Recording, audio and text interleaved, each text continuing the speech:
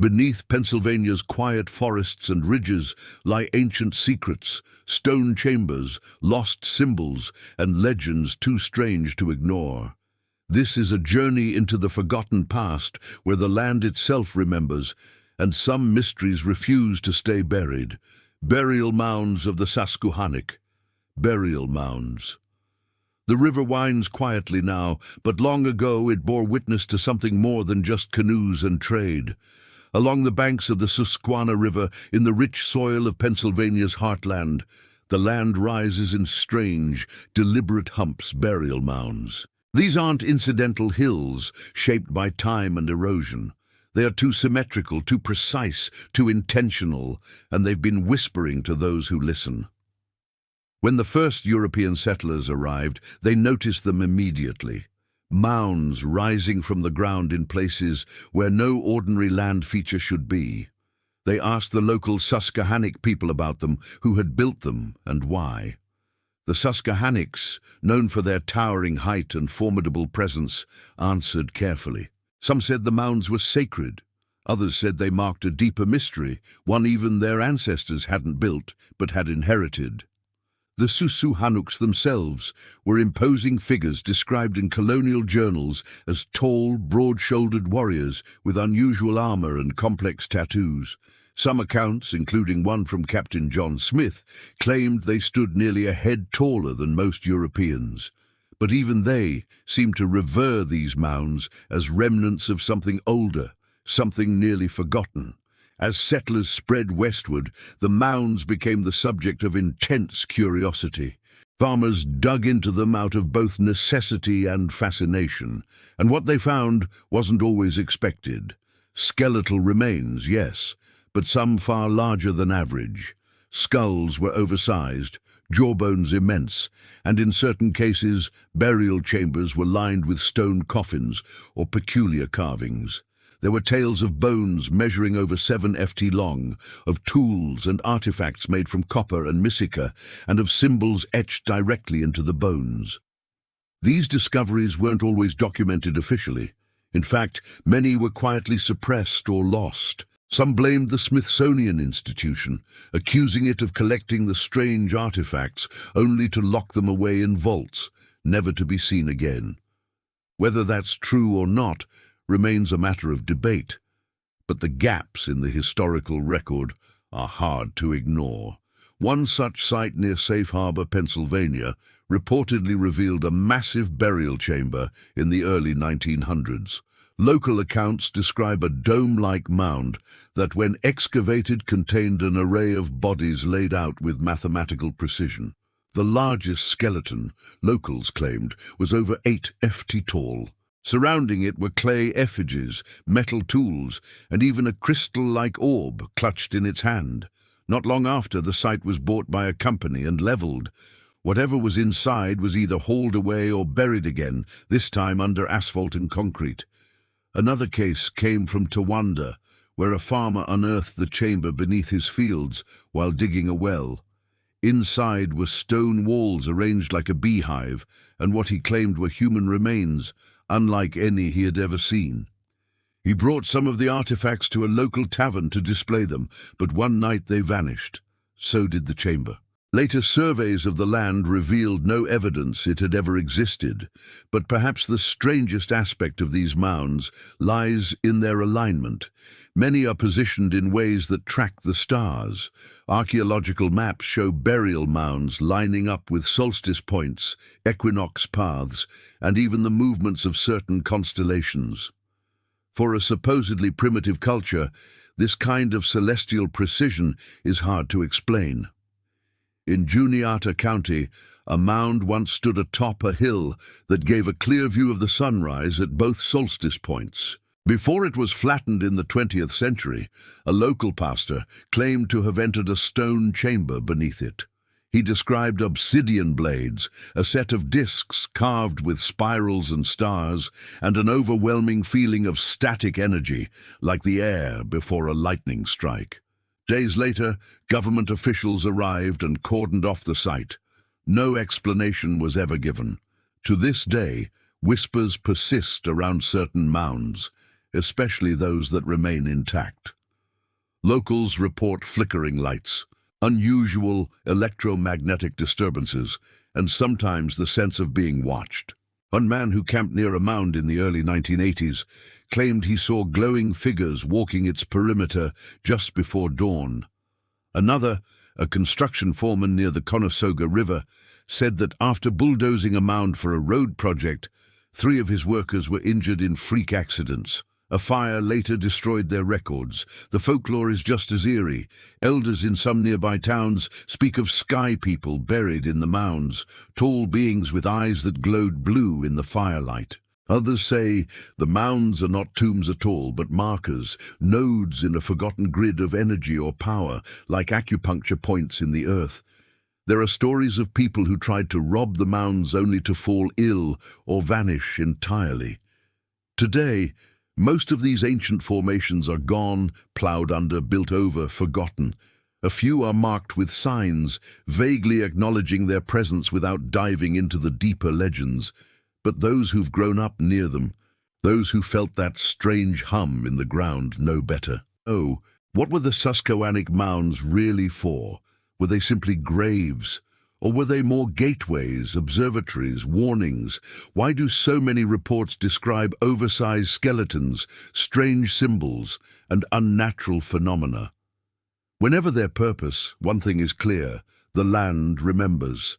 The mounds may be quiet now, but the questions they raise are louder than ever.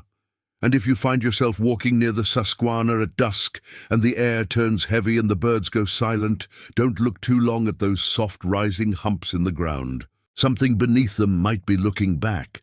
Monoliths, the monoliths of Bald Eagle Mountain. Bald Eagle Mountain casts a long shadow over central Pennsylvania. It stretches along the spine of the Appalachian ridges, its flanks blanketed in thick forest and ancient rock. To the casual hiker, it's a beautiful range, rugged, peaceful, scenic. But beneath the tranquility lies something else, because on certain peaks, scattered in deliberate patterns, are massive stone monoliths. Some upright, some tilted, all seemingly misplaced. Locals have long speculated about these rocks. Are they random geological formations, or were they deliberately placed by ancient hands? Hikers and surveyors have catalogued the oddity for over a century. Isolated vertical stones, some weighing multiple tons, perched in places where no glacier or landslide could reasonably have deposited them. Many of these stones are balanced with uncanny precision. Some are stacked, others are aligned in rows or circles. On top of that, they often face specific celestial markers, sunrise points, equinox positions, or star alignments. It's hard to believe it's just coincidence. One such formation lies near the summit of Bald Eagle Mountain's eastern ridge. A massive upright slab of stone, flat-faced, narrow, and roughly 10 ft tall, stands isolated at the edge of a cliff. Around it are 4 smaller stones, forming a rough semicircle, almost like a keyhole pointing to the horizon.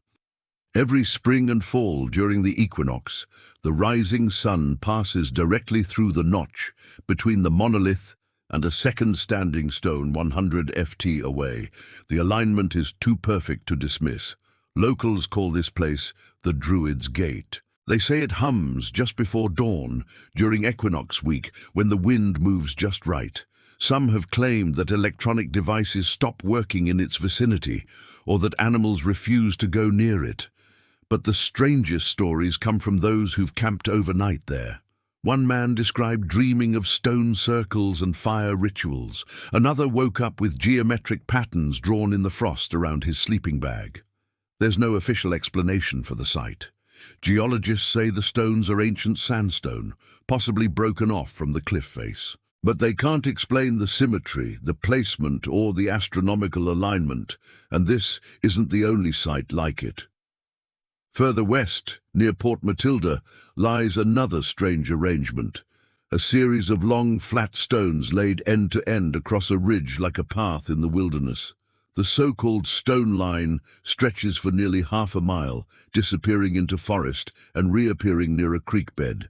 The stones are roughly the same size and width. Natural erosion could never replicate that kind of uniformity. Local folklore claims the path was once used in moonlit rituals by sky watchers who charted the heavens and left warnings embedded in stone. In nearby valleys, farmers have unearthed smaller stone markers while clearing fields, each one carved with concentric circles or spiral grooves. No one knows what they mean. Some have compared them to ancient Celtic ogham or even early Norse runes, but there's no evidence those cultures ever came to Pennsylvania. Still, the symbols persist, repeated again and again across multiple counties. Were these a language, a code, or just meaningless scratches? It's hard to know when there's no one left to ask. There's another theory, one that's rarely voiced publicly, but surfaces often in quiet conversations with local historians. The monoliths weren't meant to be seen from the ground at all. They were meant to be read from above. It sounds absurd until you realize that many of the formations, when mapped, formed geometric patterns only visible from the air. Circles, triangles, and long, deliberate lines on old aerial photos, especially those taken before development and deforestation. You can trace some of these patterns running across miles, like a lost star map etched into the land itself. And then there are the stones that don't just align with celestial bodies, they mimic them. Near Beech Creek, there's a circle of upright stones that mirrors the shape and spacing of the Pleiades star cluster. Another farther south near Mill Hall features two parallel rows of stones with a central marker at the far end. An exact match for the Orion constellation when viewed from a specific point at dawn in early winter. Were these ancient calendars, temples, beacons? Who would have built them and why? The Susquehannock left no records of erecting such stones, and their oral traditions only reference the mountains as places of power and caution. Some legends tell of sleeping giants beneath the hills and of stone watchers that guard certain paths through the wilderness. There's also the persistent tale of the Stone Oller, an old folk legend that describes a figure, half man, half rock, who awakens when the stars return to their proper place. He is said to guard the gate between sky and root, a phrase that has never been fully explained but is often linked to the monoliths of Bald Eagle. Some researchers believe the formations may predate all known human activity in the area, possibly the work of a pre-native civilization now completely lost to time. Others believe the stones are natural, shaped and placed by long-vanished ice flows and landslides. But even those who argue for natural causes often admit the patterns, the alignments, the repetition. It all feels deliberate. The mystery deepens when you hear accounts of magnetic anomalies near some of the stones' compass needles spinning wildly, GPS glitches, sudden drops in temperature, and in at least 2 cases, hikers reporting temporary amnesia, losing hours they can't account for after walking through stone-lined paths. These aren't just stories passed around campfires. They're detailed, eerily similar accounts gathered years apart from people who had no contact with one another. The stone formations seem to generate something, an effect, a presence, a memory, something we don't yet understand. Today, many of these sites are hidden in the woods, forgotten by all but the curious and the local. No signs mark their presence. You'll find no official trails leading to them. Some believe that's intentional, that the stones weren't meant to be public, but protected, guarded from the casual eye, or perhaps guarded against. So, if you find yourself hiking through Bald Eagle Mountain and you see a lone standing stone in a clearing, don't assume it's random. Step carefully. Look around. You may be standing inside an ancient map, one written in stone and shadow, meant for a sky no longer ours. Petroglyphs, petroglyphs of the Allegheny River. The river speaks in a language older than words, etched not in sound, but in stone. Along the winding banks of the Allegheny River, where the water carves its way through forested hills and forgotten towns, ancient carvings tell a story no one can fully translate. These are the petroglyphs. Strange, sometimes chilling images chiseled into rock surfaces, often in places accessible only by boat or careful climbing. And they are everywhere if you know where to look. On flat sandstone boulders near the water's edge, dozens of symbols stretch across the stone like an unread book. Some are simple spirals, handprints, and crude humanoid figures, but others are baffling. Intricate star patterns, odd-looking animals with elongated limbs, abstract geometric grids, and beings with round heads and radiating lines, some eerily resembling what modern viewers might call helmeted figures. The most famous cluster of these carvings can be found near Parker's Landing. Known to locals as the Indian God Rocks, the site hosts over 50 visible petroglyphs. Though many have eroded with time, enough remain to leave a clear impression. These were not idle doodles. Some figures appear to hold tools or staves. Others seem to float or emerge from spirals, forms often interpreted as portals or doorways by researchers. Then there are the starbursts and ladder shapes repeated across multiple sites and always pointing in specific directions. Indigenous oral traditions say these stones are messages, warnings, guides, even sacred contracts with the land. But no one alive today can fully decode them. The native peoples who may have carved them, possibly ancestors of the Lenape or Shawnee, left few written records, and some scholars believe the carvings are much, much older. The petroglyphs near Franklin, at a site called Rainbow Rocks, include a recurring motif, an inverted triangle surrounded by 7 dots. Archaeologists have dismissed it as decorative, but local elders say it represents the watchers from the 7 fires, a phrase tied to a much older legend involving visitors who came from the sky teach, warn, and vanish. Whether the 7 dots represent stars or something else is unknown, but the symbol appears across petroglyphs more than 100 meters apart. In certain locations, the carvings are found high above river level, places that would have been nearly inaccessible without ladders or ropes. Why carve symbols where no one could easily see them unless they were meant for something or someone else to see? There are also curious consistencies across multiple river systems along the Allegheny, the Monongahela, and even into parts of the Ohio River Basin. The same figures appear again and again: humanoids with outstretched arms, concentric circles with central dots, and zigzag lines that seem to depict movement or vibration. One stone near Brady's Bend shows a figure standing between 2 swirling vortexes, arms raised, head encircled by rays. Beneath it is a triangular shape pointing downward. Some believe it's a stylized map. Others say it's a message no longer meant for us. And while many of these carvings are in remote spots, some are oddly placed near modern infrastructure. In the hidden hollow, just beneath a now defunct railroad bridge, locals discovered a set of glyphs in the 1970s that appeared overnight. They matched no known indigenous style. A team of amateur researchers documented them, noting that the rock had no signs of weathering or age. Theories ranged from hoax to psychic impression to spontaneous appearance. No official archaeologist investigated. The glyphs were quietly scrubbed clean by vandals a year later. But the mystery isn't just in the symbols, it's in the feeling. Many who visited these sites report an odd sensation. Time feels different. A strange silence overtakes the riverbank, even when birds are chirping. Some people speak of sudden headaches, bursts of emotion, or a sense of being watched.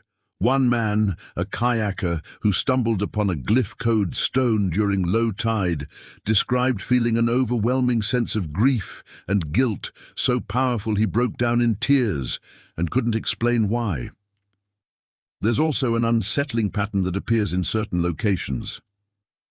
The missing petroglyphs, stones known to have carvings in the 1950s, 60s and 70s, have since been found scrubbed clean or entirely removed. In some cases, even photographic records have gone missing. While erosion and vandalism explain some of it, the sheer number of vanished glyphs raises questions. Who's removing these ancient messages and why? Not all believe they were human messages to begin with.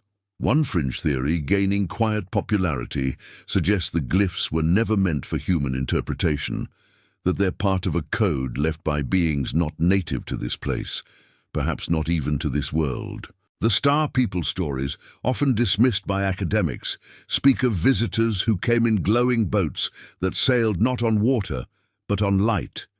Some indigenous myths claimed the symbols were instructions passed down from these beings recorded by early tribes, but never fully understood. In one recorded Lape tale, the river was a sacred path, a mirror of the sky, and the stones were places where the sky people touched the skin of the earth. The carvings, it says, were their fingerprints, a poetic way of saying they left a trace. Could it be literal? Even skeptics admit that the carvings deserve more study. The problem is, so many are located on private land, ignored by official surveys, or slowly vanishing due to erosion and river rise. A whole language may be slipping away, one chisel stroke at a time. But not all is lost. A small group of modern researchers, part archaeologist, part mystic, part adventurer, are quietly mapping what they can. They've begun comparing satellite views, celestial overlays, and geological data, looking for a bigger picture. Some believe the petroglyphs aren't just messages, but part of a greater system, nodes on a forgotten grid, linked by energy lines that once pulsed with purpose. Whether these carvings are messages from the past or echoes from something not quite human, one truth remains. Someone went to great effort to leave them, someone who knew how to read the stars, someone who knew these rivers would carry not just water, but memory. So the next time you're near the Allegheny's edge, look closely at the rocks. What seems like a smudge or a crack might be more. It might be a whisper from 1,000 years ago or longer, a story told in stone, still waiting for someone who speaks its language. The lost tribes of the Octaro Creek.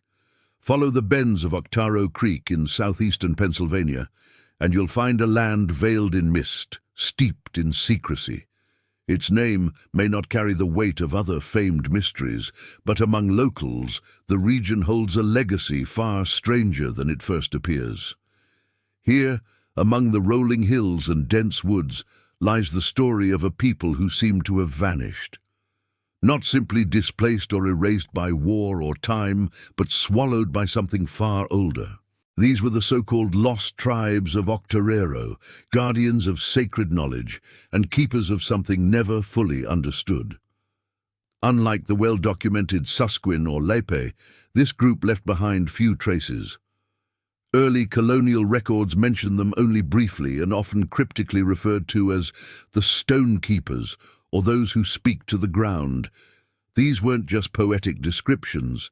The earliest trappers and settlers described encountering native people who lived not in villages, but in hidden enclaves, stone huts with slanted roofs, always built partially into the earth. They communicated through gestures more than words, and vanished silently when approached. One explorer in the late 1600s reported finding what he described as a sunken village near the mouth of the creek, a cluster of small stone dwellings built around a perfectly circular stone well. Inside the well was a spiral staircase leading down into darkness. When he attempted to descend, a local guide pulled him back, warning that the watchers wait below. The village was abandoned. The next spring, a flood supposedly washed the entire structure away.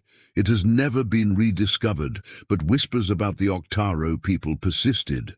They were said to be master stone workers, able to shape boulders without tools. A few strange stone artifacts out of place with known regional designs have been found buried in the area. One such find now missing was a tablet carved with a star map and a series of symbols resembling modern binary code. A farmer who unearthed it while digging a foundation showed it to a local antiquarian. Days later, the artifact disappeared from his barn. A suspicious fire followed. Locals blamed arson, others blamed the watchers. Then there's the sound. For generations, residents along the creek have reported hearing a deep, resonant hum emanating from beneath the ground. It's not constant, but it's regular, always near dawn or just before a heavy rain. One man, a retired geologist, set up equipment to capture it and determined the sound was coming from beneath a dense patch of forest near a bend in the creek. He described it as a standing frequency, as if the earth is vibrating from some internal device. He later retracted his findings and refused to speak of it again. The people tied to this area, the Lost Tribe, as they've come to be called, are rarely mentioned in official histories. And when they are, it's only in passing a strange footnote. But dig into the journals of colonial surveyors, and you begin to find patterns, references to invisible guides, the hidden stone roads, and the ones who never age. One particularly unsettling account comes from 1723, written by a Quaker missionary. He claims to have encountered a woman in the woods near Octaro who spoke perfect English, yet wore clothing made entirely of woven reeds and fur. She warned him not to awaken what sleeps in the ground, and spoke of a time when the sky will crack and the old blood will rise. He assumed she was mad, but when he turned to leave, she vanished, leaving no tracks in the soft earth. The stream itself plays a central role in the mystery. Octaro Creek behaves oddly compared to neighboring waterways. It floods when others remain calm, fish avoid certain stretches of it, and those who swim in its more remote pools sometimes emerge with odd burns or rashes despite the water testing clean. A local legend says the creek is alive, a guardian or jailer of whatever sleeps beneath. Another says it's a wound in the earth that never healed, leaking time and memory. Then there are the stone circles, nearly a dozen of them scattered across the Octaro wilderness, often mistaken for old property markers or colonial fire pits. They bear a haunting similarity to the ancient stone circles of Europe. Each one is composed of smooth river stones placed with uniform spacing, and at the center of each, buried beneath layers of soil and moss, is a single obsidian shard, too precise, too perfect to be natural. Some say the stones pulse at night. Others claimed that if you sleep within a circle, you dream in languages you don't speak. In the 1950s, a group of amateur archaeologists attempted to map all the circles. Their notes suggested that when connected, the circles formed a near-perfect sigil, a shape resembling a double spiral with a central axis. Before they could publish their findings, their lead researcher died under mysterious circumstances. His notes vanished from the local historical society's archive. Another persistent tale involves a narrow cave entrance near the southern tip of the creek. Locals call it the Whisper Hole. It's barely wide enough for a person to squeeze through, and it descends rapidly into the earth. Inside, visitors report hearing voices, not whispers exactly, but something like chanting carried on wind that doesn't move the air. Those who enter too deep have reported strange phenomena: time loss, nausea, and in one case emerging from the cave with an unfamiliar item in their pack, a carved stone pendant shaped like an eye. As of today, no academic team has seriously excavated the region. It remains rural, sleepy, and deliberately overlooked. Some claim there's a reason for that the mystery isn't just inconvenient, it's protected. The descendants of those early settlers, the ones who still live near the creek, tend to go quiet when asked about the legends. Some say the lost tribe still walks the woods, untouched by time. Others believe they returned to wherever they came from. A few think they never left. They just sank deeper into the ground, becoming one with the stone they worshipped. Maybe it's all myth. Maybe the lost tribe never existed. But something moved through the Octaro wilderness. Something that knew the stars, that carved in stone, and that left behind traces not easily explained. A people forgotten by history, but not by the land. And when the fog rolls in heavy, and the creek murmurs just a little louder than usual, it feels as though the forest itself remembers. Tioga Vaults, underground chambers of Tioga County. Tioga County is a quiet place tucked in Pennsylvania's northern reaches. It's all winding roads, thick woods, and long silences broken only by the rustle of trees and the occasional call of a hawk. But beneath its soil, deep in its forgotten ridges, are whispers of something stranger. Here in the wooded hills near Pine Creek Gorge and along the flanks of the Allegheny Plateau are hidden structures not easily explained. Not caves, not natural voids, stone chambers, constructed spaces, underground rooms built with architectural precision, and no one knows who made them, when, or why. Locals call them the Tioga Vaults. They aren't marked on maps. Most were found by accident, discovered by hunters, hikers, or farmers. One of the earliest written accounts comes from 1889, when a surveyor reported stumbling upon a stone room beneath a moss-covered hill.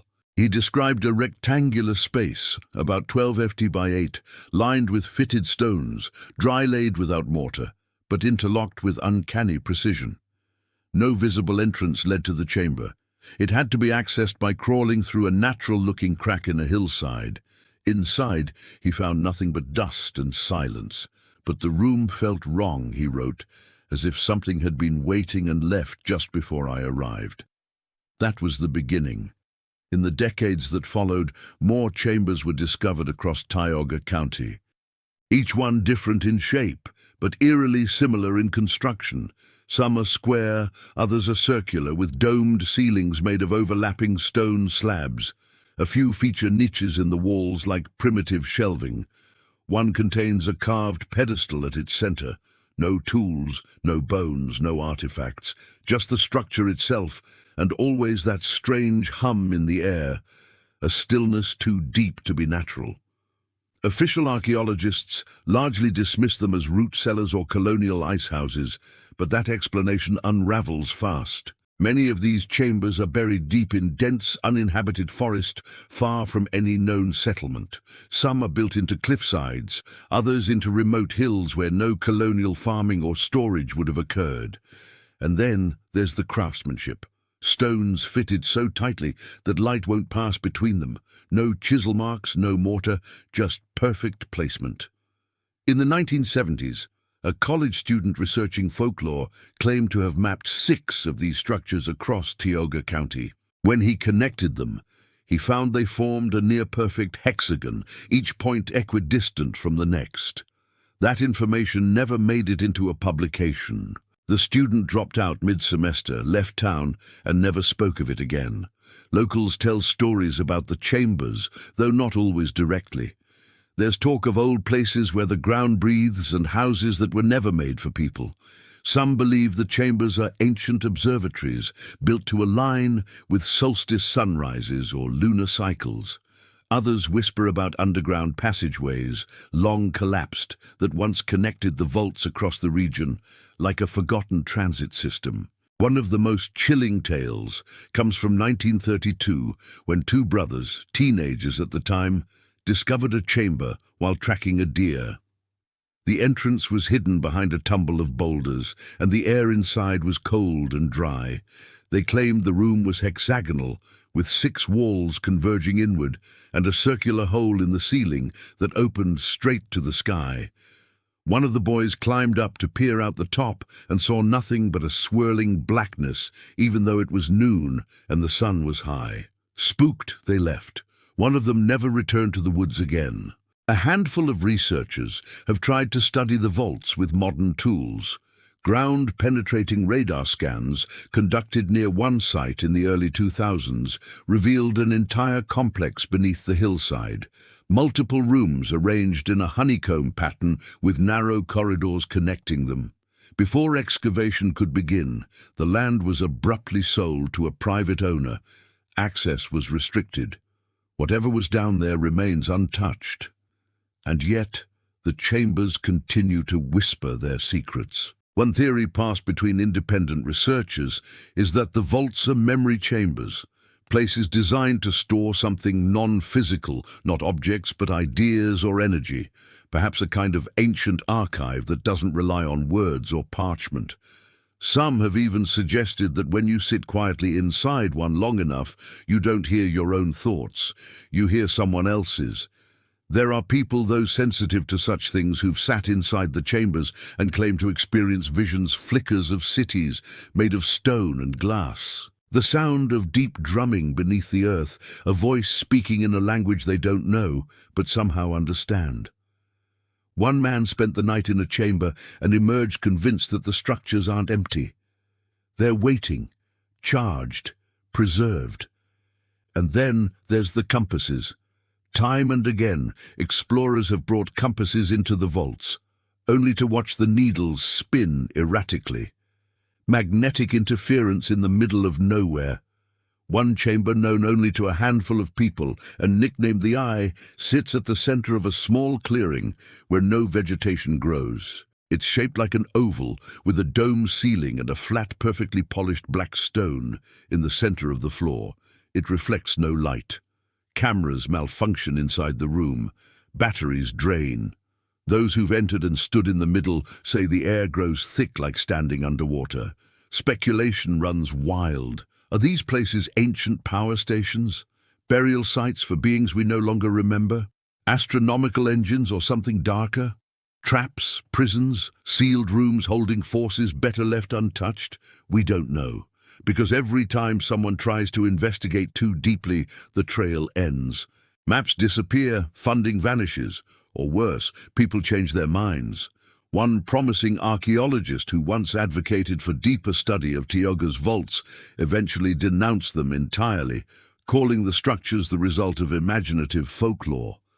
But those who knew her said she was different afterward, quieter, withdrawn, always watching the woods behind her home. There are reports, hard to confirm, but persistent, of a seventh chamber, one that's never been entered, buried beneath a hill whose name no one will share. The vault is said to hum with a low vibration detectable even through the ground. It's said the entrance is sealed with a capstone engraved with a spiral and 3 notches. Some believe this final chamber is the key, the nexus. Others say opening it would be a mistake. What we do know is this: someone built them with care, with skill, with a purpose that's now lost, and they're still there beneath the forest floor, untouched by time, protected by silence. If you find one, you'll know the ground will feel colder. The trees will stand still, and for a moment you'll feel like you're not alone, because maybe you're not. Forbidden Cave of Panther Valley. The Forbidden Cave of Panther Valley. The Panther Valley rests in the shadow of the Blue Mountains, where the ridges roll like frozen waves and the forests feel older than the wind. It's a quiet place, rural and rugged, dotted with coal country remnants and long-forgotten footpaths. But among those who've lived in its wooded folds for generations, there's one story that continues to ripple through time. A story about a place no one wants to talk about too loudly. They call it the Forbidden Cave. It's not marked on any official map. Ask around in Leah-Highton or Nesquehannock and you might get a shrug or a wary glance. But a few old-timers, if you ask the right way, will nod slowly and point toward a hollow near the base of a rock face. Don't go looking for it, they'll say. Whatever's down there, it ain't for us. The cave has many names. The black hole, the breathing mouth, the gate, but most just call it what it is, forbidden. The entrance is narrow, barely visible under a ledge of slate and overgrown moss. But those who found it describe a sharp drop into darkness. The air inside isn't just cool, it's wrong, stale, dry, and heavy. Like an old attic filled with dust, no one remembers stirring. And deeper in, the cave expands, not into a natural cavern, but a deliberate space. Walls too smooth, corners too sharp, a place shaped, not eroded. The first known account of the cave dates back to 1831 in the journal of a trapper named Elias K. Warner. He wrote of discovering a narrow door in the hill while tracking a wounded deer. He entered, lantern in hand, and followed the path downward, until he reached a chamber unlike any cave I have seen, stonework done by hand, and walls that glowed faintly blue as if dusted with stars. He claimed to see symbols carved into the rock, spirals and eyes and strange figures. And in the center of the chamber, a stone altar with something resting atop it, something he could not describe, only that it pulled at the eyes and the mind. He never returned to the cave. His journal ends abruptly a few entries later with only one final line beneath the account. I was not meant to find it. Since then, stories have accumulated slowly like soot on an old lantern. In the 1920s, a group of teens reportedly found the cave while hiking. One of them, a boy named Dale Herr, disappeared. His friends returned alone, shaking and speechless. Days later, Dale walked out of the forest silent, pale, and altered. He never spoke again. He died in a mental hospital in the 1970s. His records were sealed. Others who've entered the cave have reported strange phenomena. A humming sound with no source, lights that flicker behind closed eyes, and sudden feelings of vertigo and time distortion. Watches stop, batteries drain, voices echo strangely, repeating things never said. A local woman who ventured inside in the 1980s claimed to lose 3 hours. She emerged with her boots worn through at the soles and a set of 3 puncture marks on the back of her neck. Her medical records described the wounds as unexplained but surgical in precision. But what truly unsettles those who know about the cave are the objects. Artifacts, if you can call them that, have been found near the entrance over the years. Pieces of obsidian shaped like keys, coins with no markings, and once a small tablet made of an unknown metal etched with a grid of tiny raised squares. A geologist who examined the metal tablet said it did not match any known alloy on Earth. The tablet vanished from his lab before further testing could be done. Local legends tie the cave to older myths, tales of beings who lived beneath the mountains, not human, not animal. They were said to be watchers, caretakers, or jailers, depending on who tells the story. One tale passed down by the Lape speaks of a mouth in the earth where the sky once fell. It was to be guarded forever. If opened, the songs of the stone will call back the others. Even stranger are the stories from those who have dreamed of the cave before ever seeing it. More than a few locals, upon being shown sketches of the cave's entrance, go pale. I've seen that, they say, in a dream years ago. They describe descending stone steps, seeing a chamber lit with soft blue light, and a presence, something just out of sight, watching, always watching. In 2003, a research team from a small private institute attempted to survey the site using sonar and ground-penetrating radar. They claimed to detect vast open spaces beneath the cave, a network of tunnels and chambers extending for miles. Before they could return to excavate, the land was suddenly acquired by an anonymous buyer. Fencing was erected, access denied. The cave, once known only through whispers, disappeared from view again. Some believe the cave was once a temple built by a pre-human race with knowledge far beyond ours. Others think it's a natural rift, a weak point between dimensions. A few are convinced it's a prison, something built to contain a force we were never meant to encounter. And then there's the cave's behavior. It seems to resist being found. Maps shift, GPS fails. Hikers circle for hours, only to pass the same tree again and again.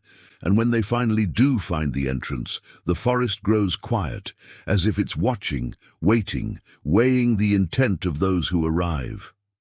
There are a few who claim to have seen what lies deeper beyond the first chamber. They speak of an immense corridor lined with tall, smooth pillars. The pillars hum when touched.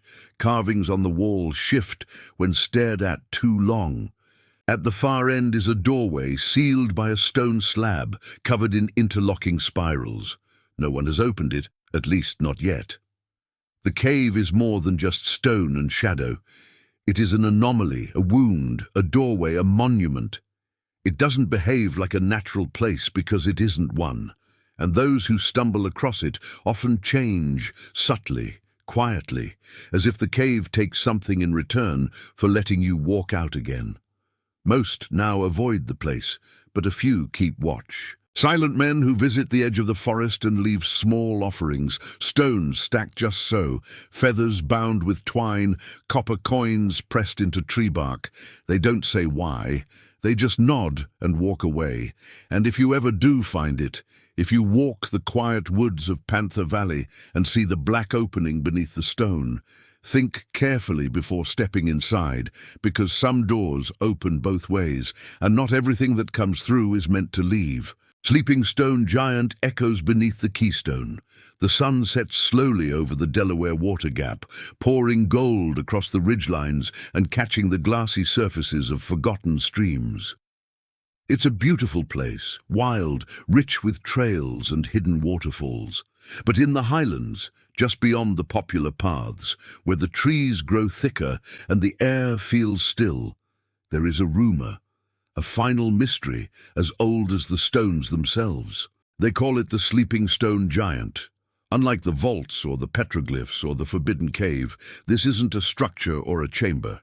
It's a shape colossal, unbroken, lying across the land, as if the very mountain had once drawn breath and then went still. If you stand in just the right spot near Kittitatini Ridge and look out across the valley, the land forms a perfect figure. A human body reclining face to the sky, arms at its sides, legs together, hills form the torso, a cliff defines the jaw. Trees grow along the ridgeline like hair, and the proportions are exact. It could be dismissed as pareidolia, just another case of the human brain seeing faces and figures where none exist. But hikers and naturalists have noted something strange about the formation for over 100 years. The symmetry is too precise, the curves too intentional, and more than that, it seems to shift. Photographs taken decades apart show changes in the silhouette, slight shifts in the chin, the slope of the chest, even the position of the arms. Satellite imagery has confirmed this in recent years. The changes are real, but they happen so slowly, so subtly. No one notices until the comparison is side by side. Some say it's just erosion, but others aren't so sure.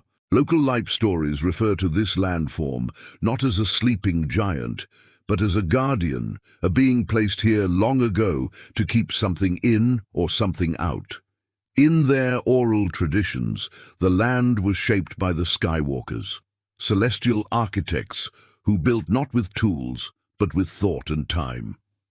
The giant was one of their own, sealed in stone, resting until the stars returned to a certain configuration. Interestingly, these stories speak of the ground beneath the giant as hollow stone wombs, beneath the surface where light sings and memory walks.